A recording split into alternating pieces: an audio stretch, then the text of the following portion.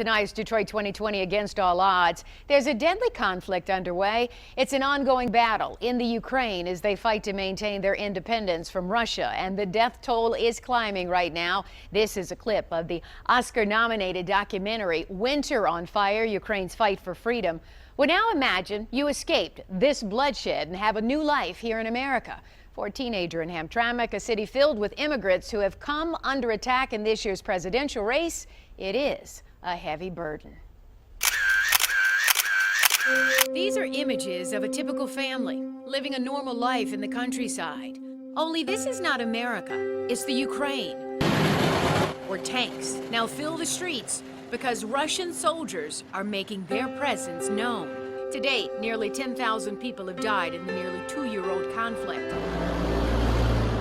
A lot of young men go to the army because of the war, and a lot of people are dying and suffering.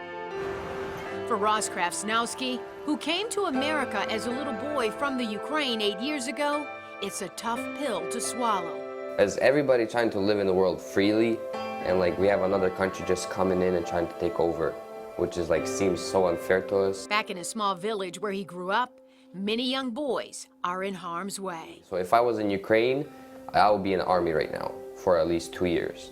From my city, there's young men, they went to the army, and then 2 weeks later, they were gunned down. Ross is now a senior at Hamtramck High School, where flags of foreign nations line the hallway, because this is a place that welcomes diversity. Still, small talk in these hallways often include death and destruction back in their homeland. When I was there, it was all fine. Everything was okay. And then, as soon as we left, everything started going down. Instead of walking a battlefield, Ross walks to and from his job at Bojack's, a local meat market and grocery store. He knows everything, from stocking shelves to pricing, even running the cash register. You have to be on top of your game all the time. And so it taught you enough skills that you feel like you could actually run the store, right? Oh, yeah. Ross sees a future here, and he plans to seize the moment. What do you want to do in college? I want to follow business, because as me working in the store, that's a lot of experience I gained, a lot. Ross hopes to manage or own a store one day. For him, working hard is not an option.